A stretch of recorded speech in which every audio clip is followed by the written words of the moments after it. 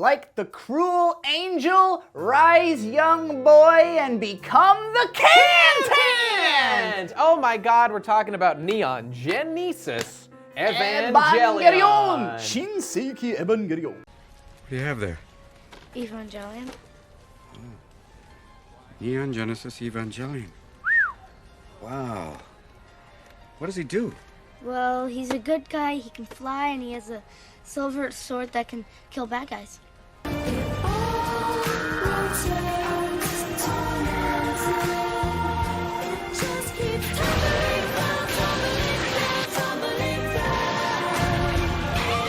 Good guy. And we're going to talk about it here on KHANTENT, but first, you got to go to subscribestar.com/KHANTENT, support the great work we do here on this show, and also watch this ad. Hey kids, want to impress your friends and induce sexual arousal in your neighbors? KHANTENT t-shirts! Wow, I've never been more impressed in my life with anything. KHANTENT now has official t-shirt merchandise, and you can get yourself some by clicking below the video or in the Teespring link in the description. With designs like the classic KHANTENT logo. Or this. I've got a shirt on too. Or this. KHANTENT! In these trying times, why not tell the world you'd rather be watching Eurocant from inside your cozy KHANTENT? They're a great way to support the show and share your KHANTENT pride. So get out there, wear them, and get into KHANTENT. KHANTENT! KHANTENT!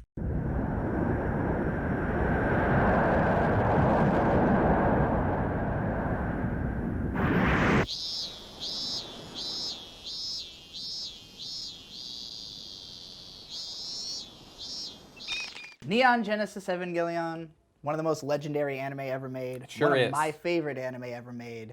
You haven't watched this in a long time. It's been like over a decade since I've watched any of Eva, so I basically remember all the main plot points. They're iconic, they're entombed in anime lore and anime culture in general, so while I remember most things, it's very nice to revisit and remember all the stuff that went down. My biggest curiosity is like how much A, did you remember, and B, is it like how you remember? It's, you know, that's a good point, because when I personally view myself famously through pre-growing a brain and post-growing a brain phases, Eva was well before I grew a brain.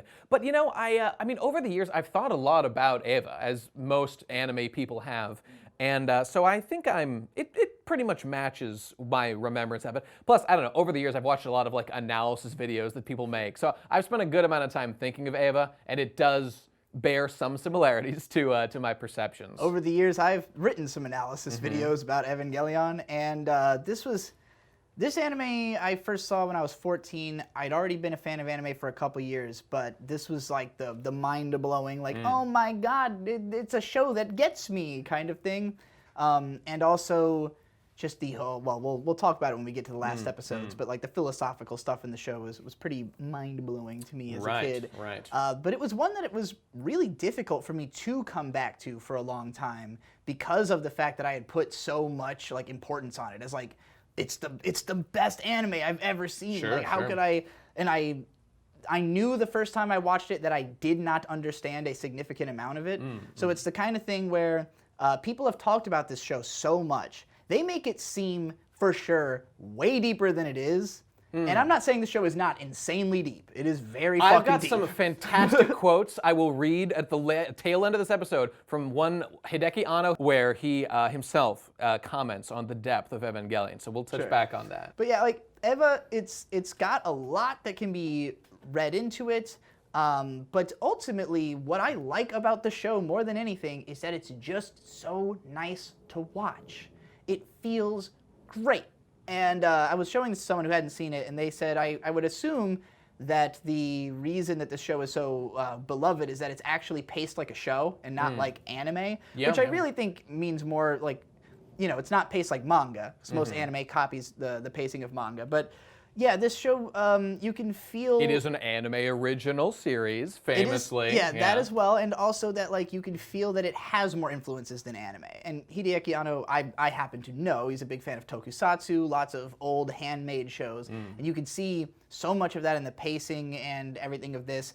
there's a lot of stuff in this show that gets blamed on like cost cutting of like super long shots of just one thing. Even it's in not cost cutting. Even in this batch of episodes, there was one moment when Shinji doesn't get on a train where we sit at characters looking at each other for approximately 1 full minute, which frankly I loved because in the background you hear like a conductor talking and like environmental sounds, and I'm like, this world is alive, baby. It's rich and juicy. Yes, and I feel like there are people who will literally watch the show, watch that scene, and go like, oh, they just didn't draw anything for a minute. And it's like, well, that was in the script.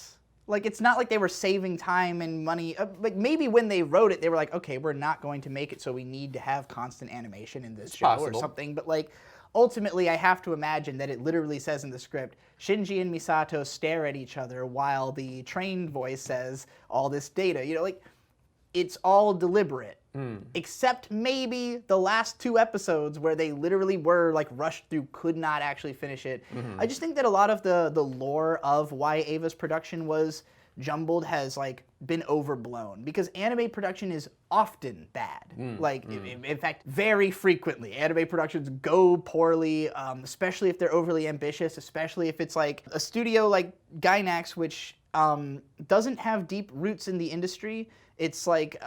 except as consumers. Sure, yeah. Like, Hideki Anno, sort of, I think just the fact of his talent is a huge part of why Gainax was able to survive at all for a lot of its early, existence. And Ava blew it up to, this fucking show is like one of the most popular things in Japan, makes insane money. Even Ava Pachinko alone makes like a country's gross GDP every year. So I definitely think this is not it's not a super high budget anime or anything like that, but it's normal. Like it's not Ghibli, I suppose, but it's a TV anime. It's a different normal expectations. TV anime. What makes it feel so incredible to me is just the framing of shots that like it's not about it's not a show that's necessarily about movement all the time. Anime, to me, one of the powers of animation, and particularly what's so great about anime and how it uses animation, is that they think about how much is needed for the scene. You know,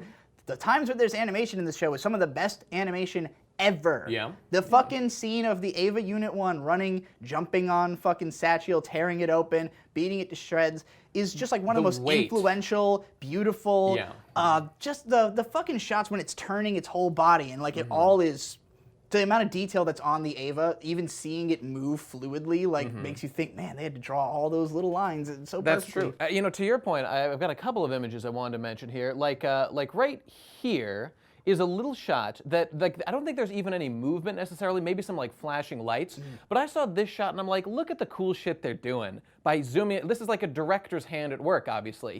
There's a little bit of a metaphor of like a father looking down at like his clinical, his son through the lens of like these numbers and quantifying his value to him, reflecting in his sunglasses that obscure his eyes. What are his true intentions?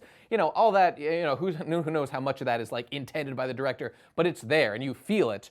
And while I suppose you could like do that in a manga as well, at the same time, Eva has amazing ambient noise, great music when it's time for it, great acting and all kinds of great stuff. So, I fucking love the experience of just watching the show. The words low budget, they don't enter my mind while I'm watching the show. I think this is one of the best looking fucking things ever made. It looks amazing. It looks fucking insanely I was watching good. giant bolts moving, and I'm like, God damn, I love watching those bolts come in and out of those fucking robot things. It's incredible. The part where in episode 2, when like they're loading the guns into buildings and stuff, and there's just like this giant bullet belt going by Misato, and it's just like, it's a very Gundam thing to do to remind you of like, look at the size of the bullets the fucking robots are fighting, but particularly that it's like a bullet line going up into a building. Like, there's so many weird curiosities and stuff you probably would miss your first time watching this because, like, again, in that scene, they're like installing guns into the buildings. Right. We will not see that that's a thing until episode 3, when that very same building will fold open and he grabs a gun out of it. But like that was established in episode 2. Once you go back through the show, you realize, oh, that's the gun. You're like, that's the one getting loaded in the. It happens purpose of which- constantly in this show. Because Tokyo 3 and the Geo-front directly under it are the targets of the angels, so the entire city is prepared as a fortress and also as the battlefield where the Evas will fight. So they store weapons everywhere. Like, yeah, when I was young, I didn't understand what really the point of that was. Now, I mean, it just seems super obvious, makes total sense. I'm at a point actually watching this where I was just shocked how logical the show really is. It's incredibly logical. I think that this is a show where, unlike ReZero, where characters talk about how they feel, and it doesn't make sense because nobody talks that way, this show shows you how the characters feel. Shinji gets sad, he looks down at the ground, closes his mouth, whimpers, and everybody walks away from him. You know, like, oh, I don't have to have him say, I'm sad, guys. And like, also, Shinji suffers the cold, silent realities of being like a oppression boy, a depression boy, a sad boy, by just being alone. And nobody cares about him. Misato, now that she's entered his life, cares a little bit and is making steps like she's like, don't live alone, come live with me, because it's too sad and depressing to be on your own. But like, Shinji would have just been sad on his own if not for like some adult trying to help his life out, and that's the reality of being a sad boy. yeah, I think these first 4 episodes are mostly about establishing who Shinji is, getting like really deep into the heart of that in episode 4. And I think there's a lot of people who will... Episode 4 I consider to be the make or break moment of this show for most people, of like whether it's going to be, oh god, I'm just waiting for it to get interesting, or if this is the one where you're like, oh, I fucking totally get it. Yeah. Because there's very little dialogue, and it's mostly Shinji just walking around in a dissociated haze, being sad. Yep. And it's particularly... As I rewatched these episodes, it started to feel almost comical and over the top just how, like, of that person Shinji is. Because if you're really paying attention to the first episode, he buries his face in a book the entire time they're walking through Nerve. He's just reading instructions, not looking at anything, not communicating with anyone, not having any responses except, you know? Like, he's just doing whatever he needs to do to allow the situation to progress that he's in, but he has no agency in it, doesn't care to have agency in it, he's just existing. And it's like, the essence of Shinji's character is that he had just, there's nothing to him. He's not very smart. He's not very communicative, you know. He seems to, we will eventually learn he was just living with someone he calls teacher somewhere. He comes into the situation, doesn't know anyone, doesn't know anything going on. So it's just like, he's here, he has no real motivation, he has no real... He's been summoned by his father out of the blue, who he has not seen in years, because the father all of a sudden has use for him.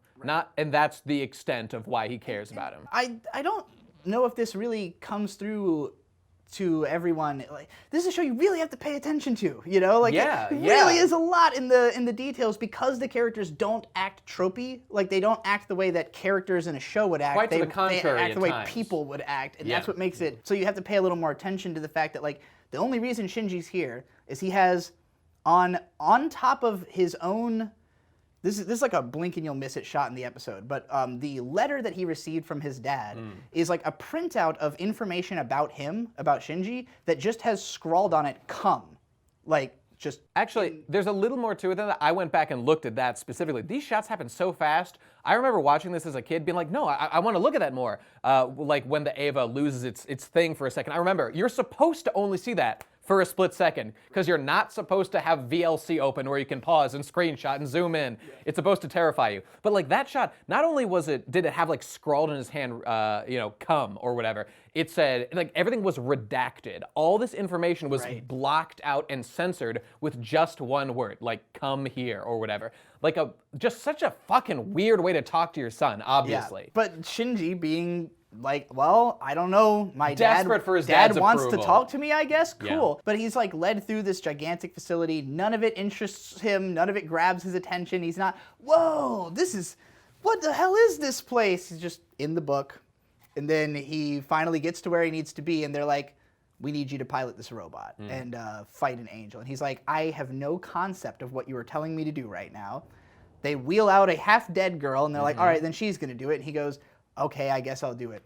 So, like, I understand the the mentality of the get in the robot Shinji viewer watching this episode. You know, for a meme of the get in the robot, he gets in the robot. Gets in the robot in the does. first episode. Yeah. He gets out of it a few more times in the next I couple bet you, episodes, viewer, but- wouldn't get in the fucking robot so readily in this situation. I'd say let that broken bitch get in. I gotta go. I got other things to do with my day. Yeah, if anything, I probably, that is very brave of him to... It's extremely brave. Yeah. His motivation for getting in the fucking robot is because he doesn't want to let this injured girl take the blows that he could help. He's a hero from moment one in the show. Like, I know he's got all these issues and he's very subservient and just wants to go along to get along. But nonetheless, his motivation there is pure and respectful, and you gotta salute him for at least that act of heroism right there. I think what makes this character maybe difficult for some people to get on board with is that, like, yes, he's a social outcast and all that, but like ultimately the world is at stake, right? So like the argument for why he needs to get in the robot is, well, you're the only pilot, you're literally the only hope for humanity.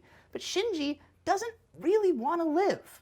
Like, that's true. There's nothing going on in this boy's life. He's not attached to this world. He doesn't have friends. Everyone treats him like shit. At one point, they say, like, hey, Shinji, aren't you scared? You could die in the robot. He's like, that'd be fine. Yeah, he literally That'd be says fine. that, which is what pisses off Misato into to disbarring him eventually, because she's like, well, that is going to get you killed. Right, if that's your right. mentality, which is true. And, like, the point of this show will ultimately be to beat Shinji down into becoming a person. So, like, it is kind of the point that he is, I'm not going to say he's a piece of shit, like we just said, he's a total hero. Yeah. Situationally, I just think that a lot of viewers are in the mindset of like, but you have to save the world. How can you be like this? And it's like, well, imagine if you were actually in his position. Like, Yeah. you are not Shinji. You have friends. You have things you care about. You have a world you might want to protect. You might think piloting a robot sounds cool. Shinji doesn't have any.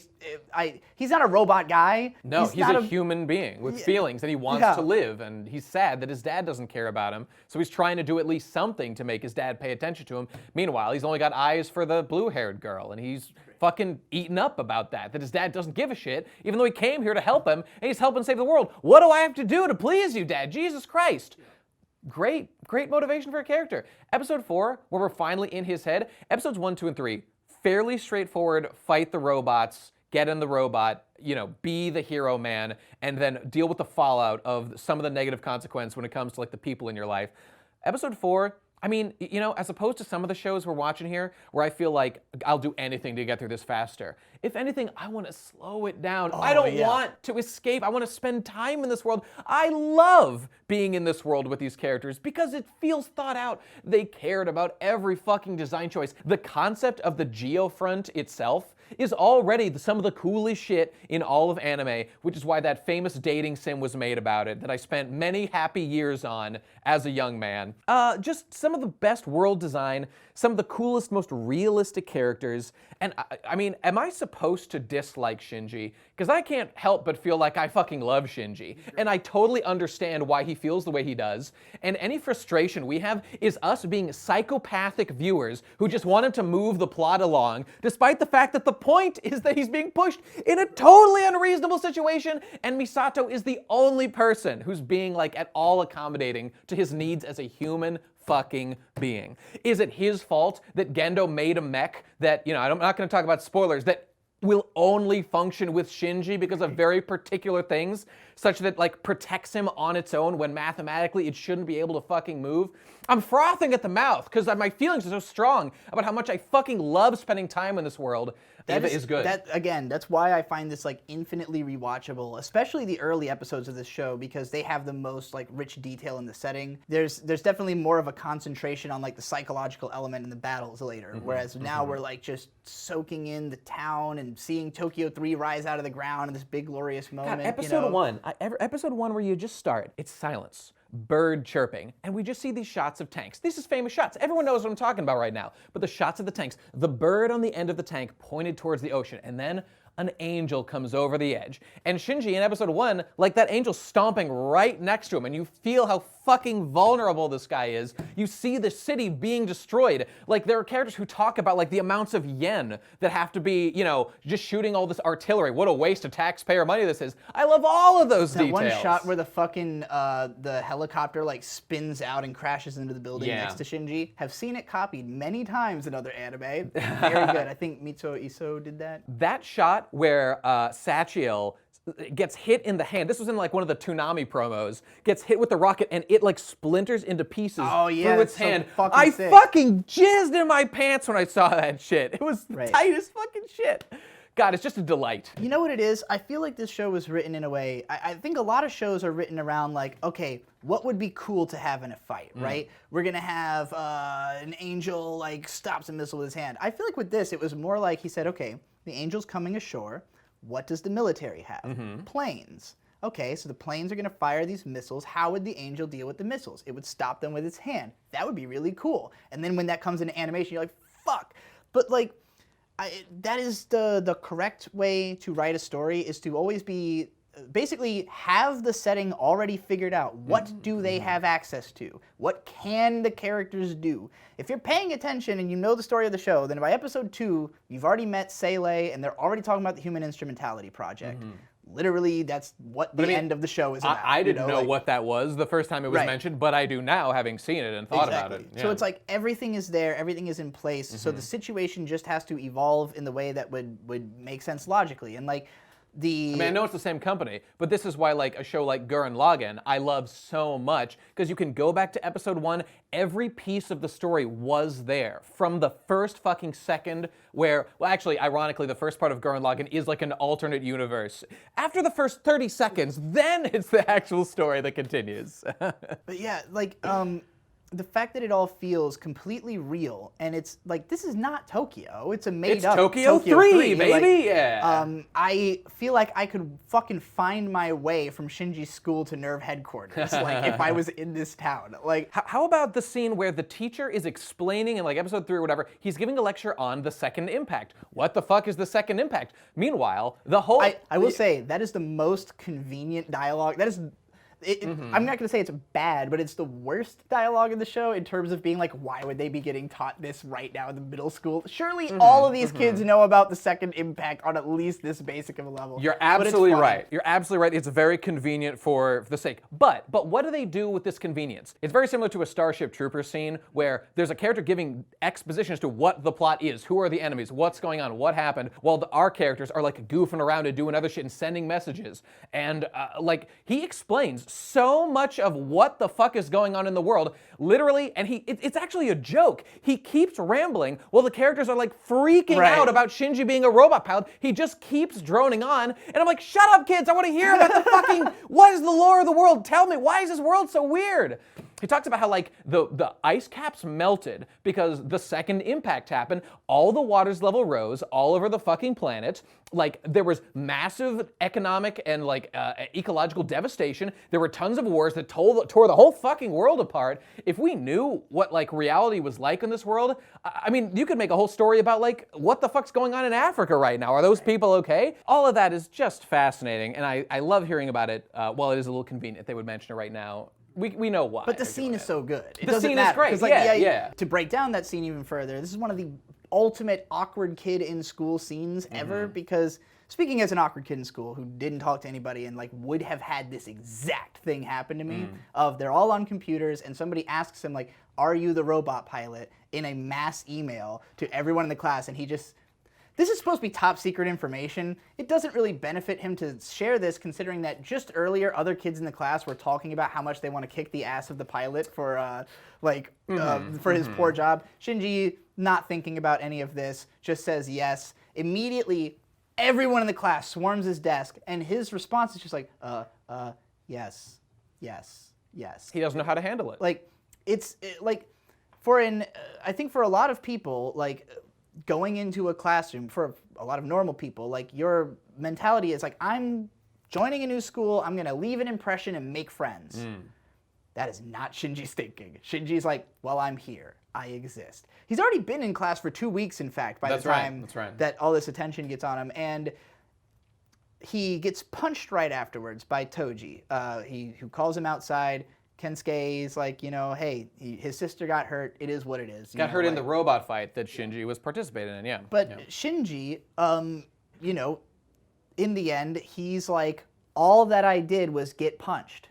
Well, Shinji, everyone in fucking class wanted to suck your dick. You could have done anything. Yep. But you just sat there because you don't know who you are or what you want or what you're trying to do, So that's why he gets his ass kicked and he's still just like, I don't know what to do. That I don't know plot, what to do. I mean, I loved this entire arc with Touji and what's the other, Kensuke. I hear a lot of people memeing about Chadsuke these days. I think he did something in Kensuke in the new movie that just came out. I don't know what it is. No. I think something happened with that guy. We'll look into it one of these days. I can't wait. Kensuke is one of my favorite characters. I mean, he's a delight. He's a delight. He's the only person who is able to level with Shinji. Well, I guess he's just like the most naturally empathetic character in the show, where like he seems to instantly get why, like again, after Touji punches Shinji, he like says to him like, look, I know this is unreasonable, but you have to understand like it's emotional consequences. The guy's sister got hurt. To anyone other than Shinji, they probably would have been like, yeah, okay, fair, bet. But Shinji's just like that far gone of like nobody likes me and they all want me dead. So like when later on when they're Touji and Kensuke are in a bunker hiding out because the angel's attacking, and they go to take a piss together, and Kensuke is trying to tell Touji like, hey, we should go spectate. I want to see some Eva action. Also, you did kind of punch that kid in the face, so maybe he doesn't want to pilot the robot. Maybe he would just want us all to die. And like, he seems to say it like kind of like, oh, he's just trying to convince his friend to go do the thing. But once they get in the robot and they see what's happening with Shinji, they're like, oh, actually, yeah, I shouldn't have punched you. This is fucking horrifying. See, I would not go through this myself. This little plot line I love, but in no way is this the like too deep for you, Kierkegaard inspired. This is like classic kind of like shonen-y writing of we're set up with like the negative consequences of what one character did. Shinji piloted the robot, Toji's sister got hurt, and he punched them as a result of it. And then they then understand why Shinji had to do what he did. I mean, it's so wacky that of all possible people, these two people would be the ones brought into the capsule. So like, obviously this is a convenience for the sake of the narrative and telling this particular story of basically how Shinji gets some friends to begin with. But the way it's told is great. And there's great stuff in there that continues on to episode 4. Because like, it's this little arc of we first see Shinji in class, has no friends, and he obviously doesn't know how to relate to anybody, and he gets punched by Touji. He's sad about that. During this period, Shinji, like as you were saying, comes to, even hate more than ever being a mecha pilot, being an Eva pilot, and so he runs away. Obviously, part of the reason for that was because he sees people hate him for doing it, at least a little bit. He's not getting a lot of positive feedback compared to the negative. At least nothing like getting punched in the face. But as soon as he runs away, Misato is at home, and she's like, oh my god, Shinji ran away, what am I gonna do? These two come knocking at the door, and they're like, listen, we're here to check up on Shinji because we're worried about him. We had some issues before. We've thought about what happened here. Shinji isn't a bad guy. He's trying to protect us. He did save the city when, like, we all could have died, and my sister would have been dead, not just hurt, if Shinji hadn't done anything. And when Misato closes the door, Misato says to herself, like, damn it, Shinji, like, why do you do these things? And I felt like there was a couple of things. One, Shinji just ran away, which is not helping his like forward progression as a character. They're depending on him to be a soldier, even though he's young. Given the way the world works, that's the only option. But there's another level here on this like philosophical hedgehog's dilemma thing it gets into with that episode, where it's like Shinji is not taking advantage of the opportunities that present themselves to him. Like, I loved the scene at the end of episode 3. This was, like, rich and deep. And this was wait. Before we even get beyond that scene, yeah. I want to dive into that a little Sure. bit. Because what she says is, Shinji no baka. She kicks the door, then kind of looks down. Baka. I think she's also blaming herself in that moment. It's like, you're an idiot, I'm also an idiot, we have failed. This whole thing I've been trying to do is failing currently. That's definitely true. And, like, another thing about that scene when these two come to the door, this is another one of those brilliant writing. I'm going to give you this writing tips, people. When you're writing a story, always think, how are the characters feeling in this moment? Not just what they're doing. They are here to apologize for Shinji, but they're also competing to see who can talk to Misato more the whole time. Touji keeps cutting Kensuke off so that he can keep talking to the pretty girl, and they're both blushing, so they look kind of sad, but also embarrassed, and also like kind of randy. That's a really complicated emotional space, and I love it. This show does You're that all right. the time. They're occupying multiple spaces at the exact same time. I was just going to say that there was a brilliant scene at the end of episode 3 before this that was the beginning of me being like, oh, right, this is why like people think about this show a lot.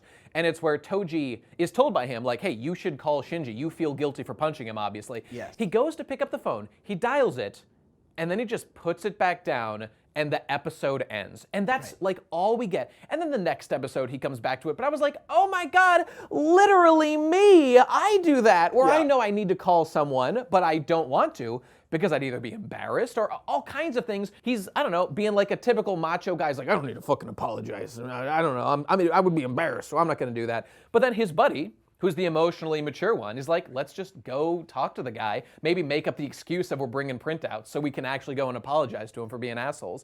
It's like, oh man, this whole narrative journey, and of course the amazing convenience of Shinji in the robot barely doesn't kill them by accident. Oh, they could have easily died and that would have fucked up Shinji for life. And they get to go in the pod, they get to like literally see it, something no one else has seen, it's top secret, these characters really shouldn't be here, but they need to be so we can conclude this little arc, and it ends with Shinji getting friends. One of my favorite scenes ever when he's Shinji's voice actress, those fucking screams give me They're life. great. They're great. Those are the most blood-curdling, horrified, Yes. heinous screams. I've sampled them to make songs before. I could listen to Shinji scream. The commitment on those screams is so fucking guttural and intense. Oh, it's great. horrifying, yeah. And by the way, just the end of this is like, okay, and what's the payoff? What's the payoff of this little friendship arc? It's that in episode 4, when Shinji's going on his fucking journey through his own head, like, what should I fucking do? I guess I could understand when I was like a kid, like there's no robot fighting in this episode. This episode's bullshit. No, this episode was fucking great and I love being in it because these guys, like among other things, they go to see him and he's like, okay, you need to punch me. Because they're guys. They relate to each other this way. It's so much better to, if you make a mistake, fuck you, I'm gonna punch you because you hurt my sister. Oh wait, I was actually wrong. Punch me, this is how we even it out. You'll understand I'm offering goodwill, I'm giving you catharsis, and then we can bro it out forever. And it also, so the episode 3 was called The Hedgehog's Dilemma, where they explain this idea of hedgehogs can't get too close because they're spiny. So, you know, the same goes for humans. When they get too close, they inevitably start I hurting think each actually other. episode 4 was Hedgehog's Dilemma, but it doesn't matter. It doesn't Well, they matter. explain it in episode 3. Yeah, they do. Yeah, so Shinji, his core problem is, I don't want to hurt anyone or get hurt, basically. So when someone hurts him, he's like, oh, this person hates me.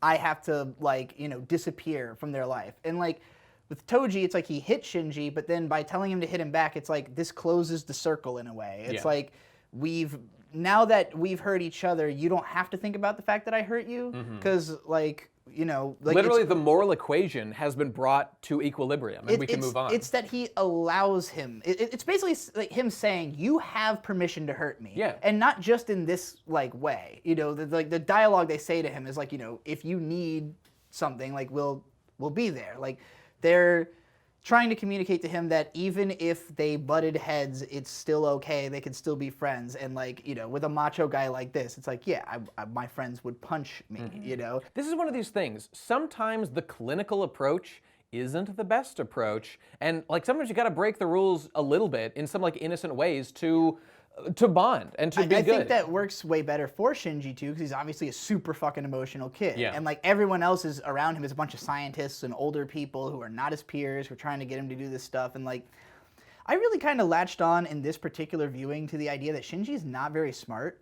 Like, even the way he talks, he doesn't even really use complete sentences a lot of the time. That's it's like super airy and like distant, and it's just like he's like so far from the conversation that it takes this like really emotional moment for him to snap out of it. And like even then, it's not that he immediately reacts. He punches him, he smiles, they say some stuff. Shinji seems to feel good and also be convinced to pilot the robot. But it's not until the well, agents, they gave like, him the strength. They gave him a reason. right, but like he makes it all the way to the top of the stairs before he like bursts out in emotion, just like says all this stuff like, I'm a failure, I'm dumb, I'm sorry, I'm like, this is all my fucking fault. And they're just like, what the fuck? Like, you know, but well, you know, that's what it takes to get him to be honest, you know? Right. When it comes to Shinji, I mean, I think a lot of people will agree. I mean, I feel like everything Shinji does is like totally realistic and is exactly how I would have acted when I was his age. Same. I don't know. I don't want to do a thing like literally me. I don't know. The way that Shinji he's was literally me. the way he's so closed off and like retreats into his head. Like I know people who are like that right now. It's frustrating in an anime. What's weird is that it's not normal for an anime character to act like this.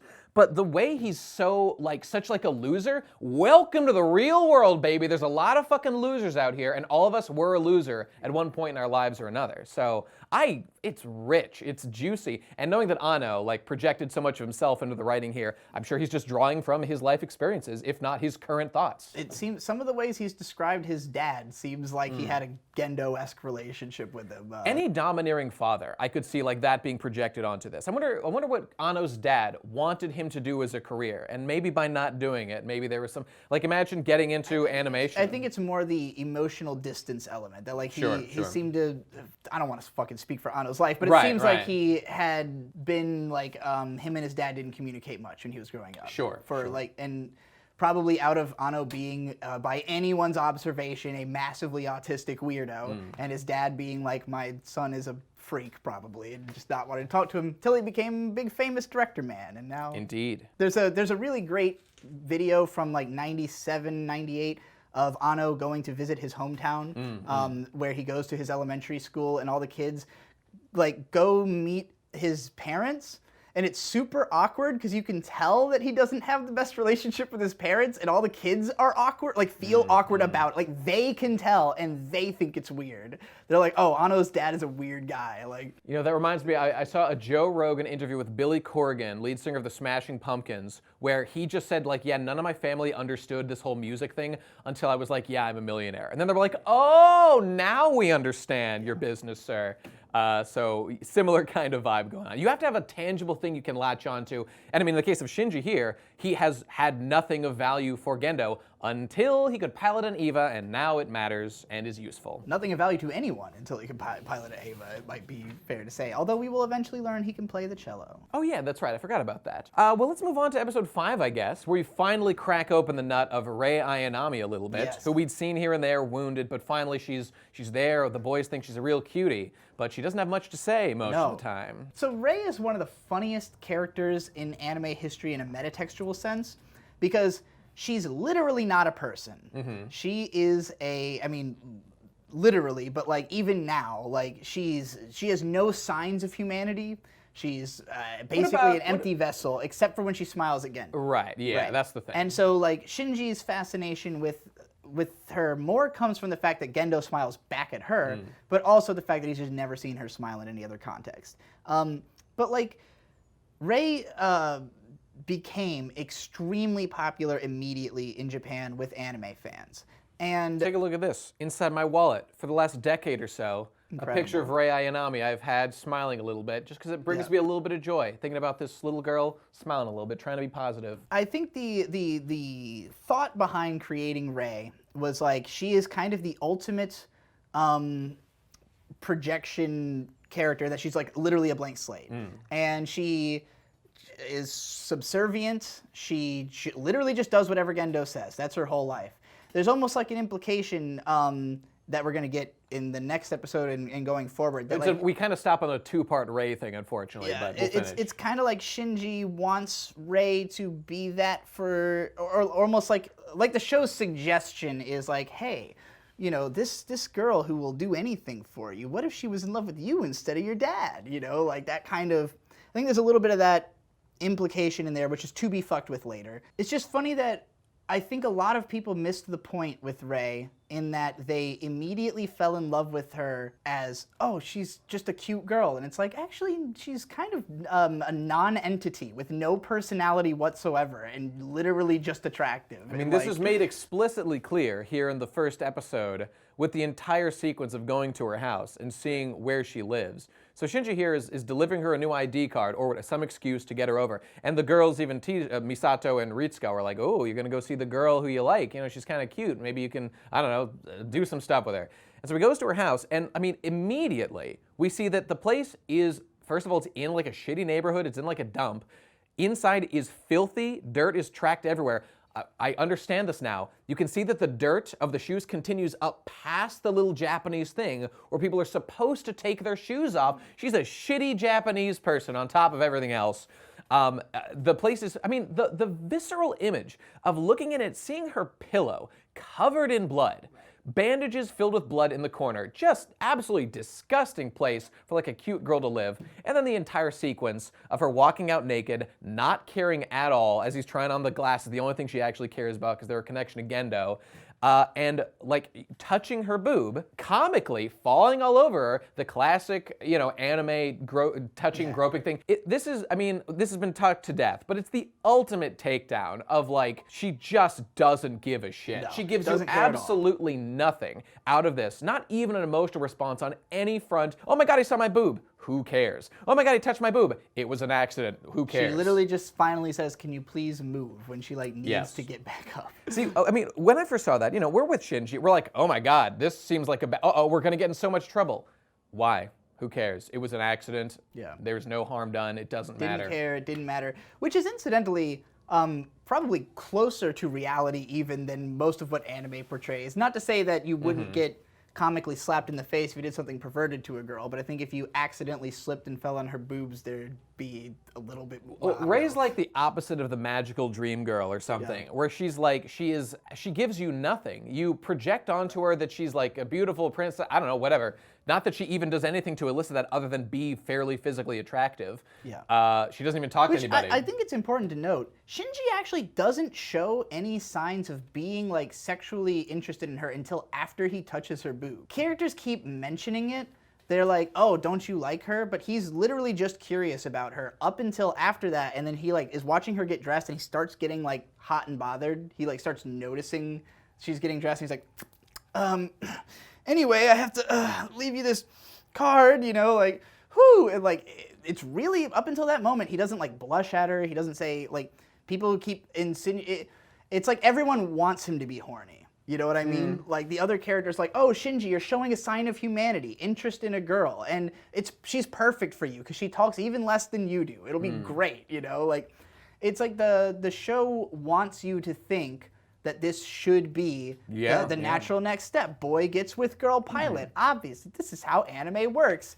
And it will kind of allow there to be a little bit more progression in that as we go, but eventually, you know, again, all of this will serve multifarious purposes in the long run. I mean, I feel that, I don't even really think that there's like any tropes being like mocked on purpose or anything. It's just that Rei is obviously set up as kind of a misdirect character that we think will be like our magical dream girl. In actuality, she's a total non-entity, and it kind of just pulls back the curtain on our projections onto the character. She is, in fact, she like has basically no emotions, and when we just see the reality of what her life is actually like, how she spends her days, the kind of environment she chooses to spend her time in, you're like, oh wow, I kind of learned something about, I mean, I'm not gonna say yourself. In real life, there aren't many emotionally stunted real people. But it's like, oh, that's an interesting thing that I thought was happening here. And Shinji just experiences that viscerally in the moment. I guess what's so funny to me about it is, like I just said, Rei is the only person who is so non-aggressive in general that like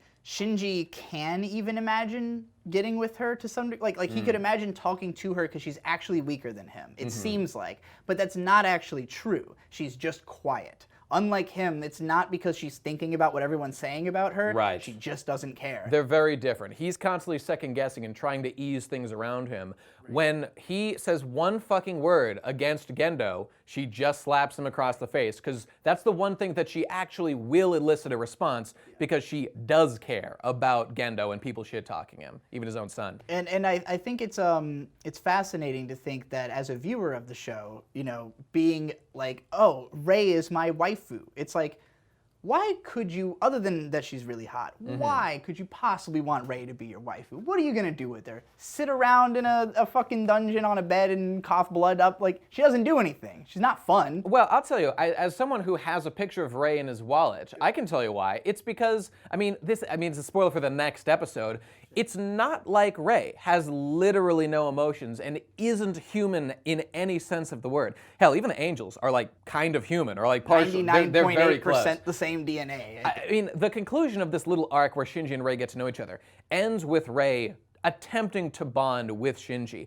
I think of Rei as like an aspirational character, kind of like Nia from Gurren Lagann a little bit, where Nia was more of like a full human, but Nia was like born as a doll, as an entertainment tool for Lord Genome and Gurren Lagann, and she chooses to live her life, ultimately, like fighting for things that she subjectively has decided are important to her and she wants to live for, not just do what like her dad told her or whatever. And Rei, I think, is a little bit similar. Obviously, there's much more complexity. The character has a lot more going on technically that we'll get to in another episode.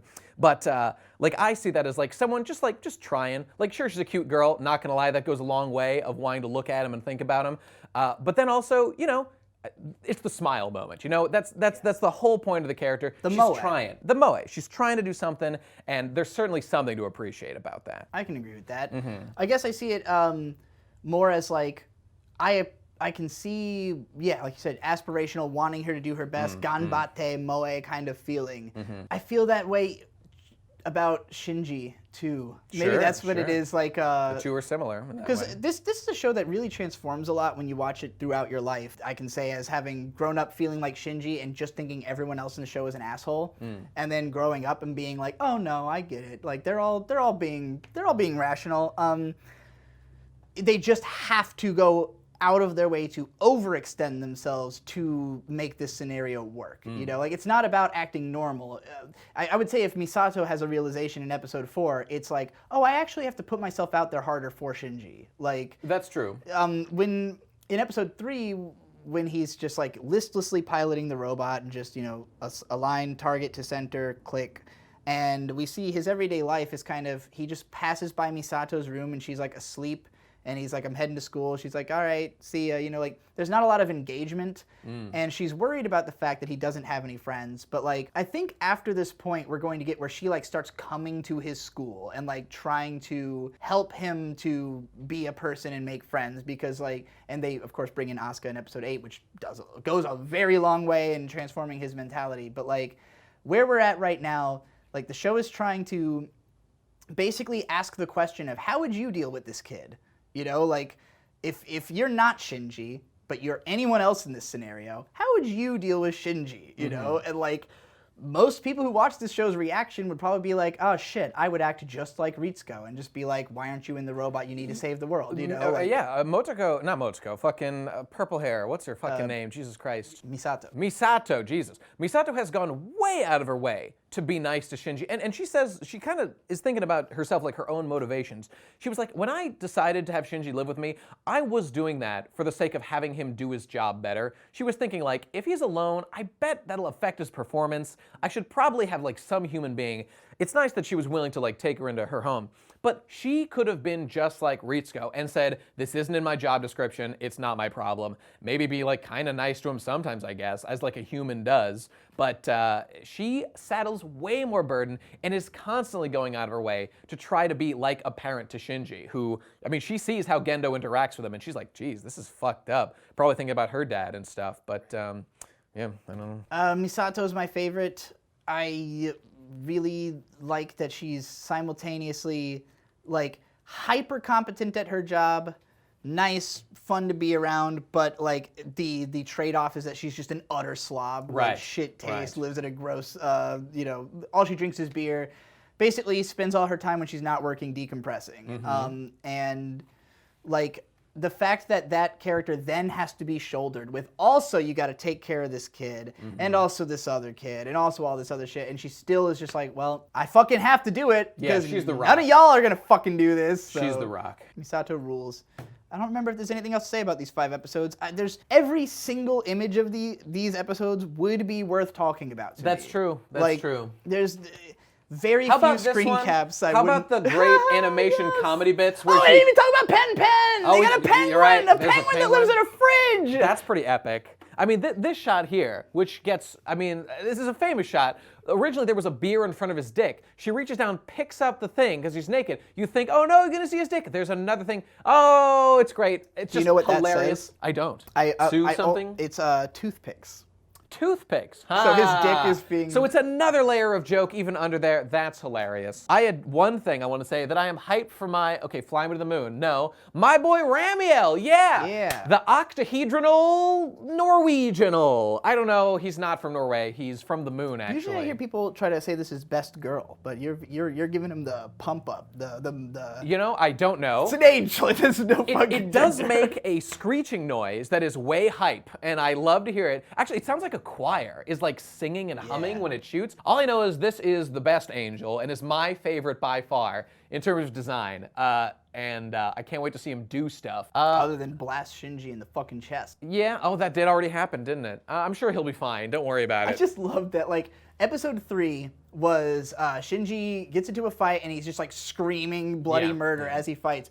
Episode 5, the very beginning of the next fight, immediately gets shot and is screaming all over again. I like that the push-pull of the stakes. Either Shinji like dominates and just wins easily like some of the first fights once he is actually in fighting mode, or he just gets fucked. Because like these are like weird like light-based matter things like the crystal gems from Steven Universe. I'm pretty sure they're the same guys that like don't exist, and yet they're not made of matter, and yet they're 99.89% the same as humans. I don't understand what that means, but luckily Made Ritsuko of does light say. and waves or Ritsuko something? specifically says, look, we have no idea what we're talking about or what any of this means, so don't worry about it, and I won't, Ritsuko. Thank you for clarifying.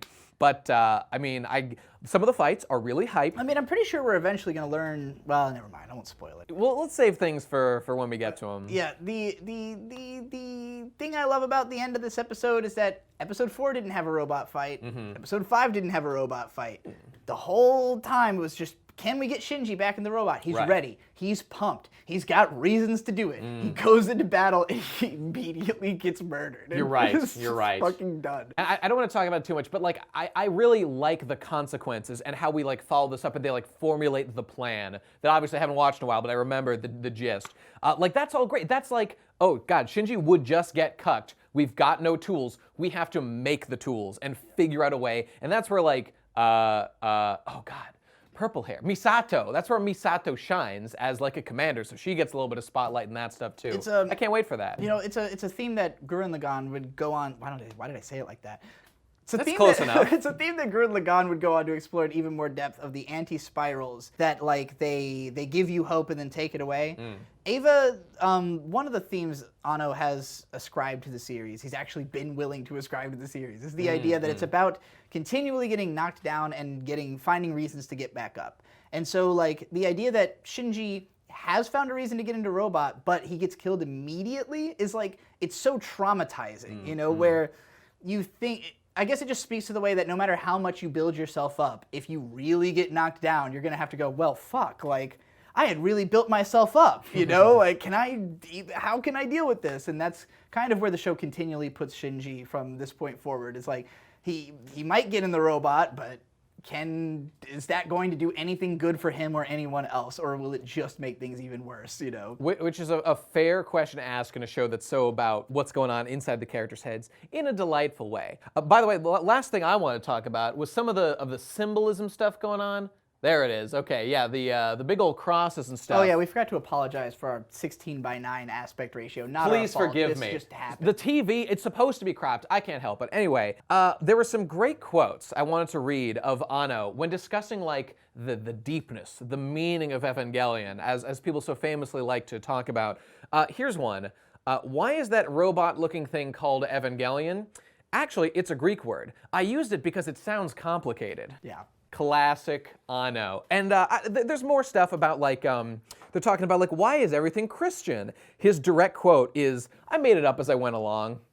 So famously, this has been a back and forth thing for decades, but like... Now granted, I don't think we should just take Anno at his word.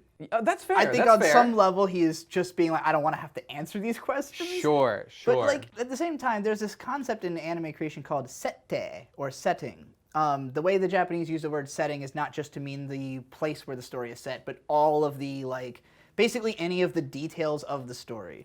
This show has a lot of sette details. I have to imagine that much like when you're creating, like, Tales of Symphonia, and you go like, what are we going to name everything after? How about Norse mythology? Right, Sure. right. Does the story have anything to say about Norse mythology? No. This is very common in anime, to be like, all right, what are we going to do for the symbolism? Let's use Christian names in iconography. right. Why? Because the feeling it gives. It's not about literally being Christian or having something to say about quote on Christianity. that subject. You know? Someone's like, so you didn't base Eva on Christianity because you liked it. Anno says, it wasn't because of that at all. I don't understand Christianity at all. It was because of the atmosphere. Yes. So there you go. I am convinced Anno only knows about Christianity because of Devilman. Like, whatever information he knows is what he learned from Devilman, and he reincorporated it into Eva. Because I think Eva has more in common with Devilman than the Bible.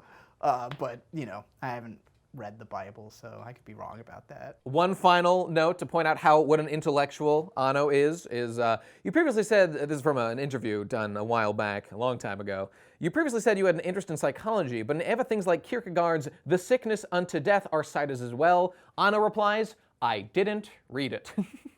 Hey, you know. I read the Wikipedia. He read the article. Wikipedia. That's fine. You can pick little ideas. It's just anime is a lot about like picking things that seem cool, sticking them in there, and you know, while a lot of Eva is very well thought out and planned, a lot of it is kind of random. The creative process is sort of random, and you throw enough things together long enough, it can produce interesting results you didn't necessarily plan. I really think that a lot of people just overestimate how much literal thought it takes to make something interesting or to even make a statement. Like, I don't think anyone has to tell you, draw Shinji with his eyes lilting at a 95-degree angle in order to portray the emotion of, like, the exact level of sadness he's at or something. Like, you tell an animator, like, Shinji's gonna look sad in this one, like, maybe draw a little mock-up of what you think that emotion looks like, and then they realize it. It's like, you don't, like, a super complex emotion that you can recognize because it's an illustration doesn't need to be explained, just needed to be illustrated, you know? Yep. So, like, I think that with stuff like this, people will go, well, like, every single thing in there has to have been thought about. And it's like, it doesn't have to be thought about, it can just be done, and then you can draw conclusions from it, you know? Like, Ava's not super tight. It's not like a... You know, they've readapted it into movies that cut things from it and changed it, and it's got recap episodes, it's got reused footage at parts, you know, like, there's plenty of reasons to think that the show is not this perfectly crafted marble, you know, it's... Nothing can hold up to that standard in the world. It's Except just Angel's Egg. I think the things that make the show so powerful are, you know, the strength of the character designs, the mecha designs, the iconography, and just how good shot for shot it looks. Just that, like, there's so many iconic images that you can't get out of your brain, and then as the story progresses and we get into the really crazy shit that's gonna happen later, that's the stuff that really makes you go, oh, this show's amazing, you know, but couldn't be amazing if it didn't already do all this in the first place, you know? Yeah, Eva has a bit of a, I don't even want to say inflated reputation over the years, but like the stakes that people, the pedestal people put it on is so high that things like every frame has to be meaningful, you know, something like that. In short, it is better than the sum of its parts. I definitely think, you know, things like the Christian motifs and stuff, sometimes the narrative, I find them to have meaning. At other times, they're just there because it's the kind of symbolism that's chosen.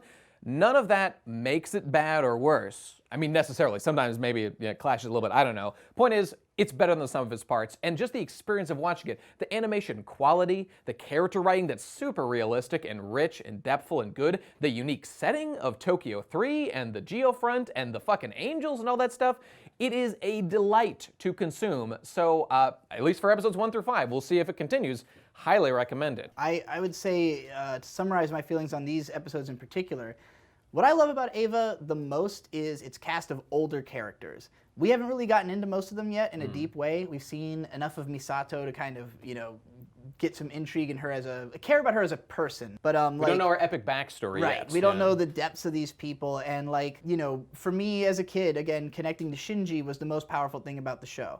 Rewatching these first 4 episodes, I got too much Shinji. I got more Shinji than I needed, and it's not the show's fault. I've watched it too many times.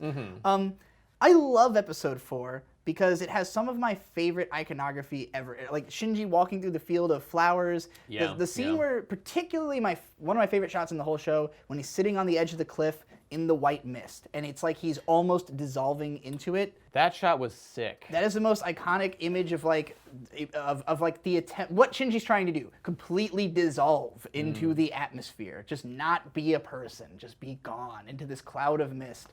And that's like where he finally, like the last point before he turns back on his journey. I can understand, I guess, someone getting bored if they're not all in on this. But this show is so good. It's, at least as an adult now, I suppose, as someone who's really thinking about it and watching it for the second time, I'm in, baby. Whatever you need from me, I am in. I'm committed. I want more of whatever this thing is selling because it's such a joy to consume. Really glad you feel that way, because we're gonna have a lot of fun breaking this down in this much depth.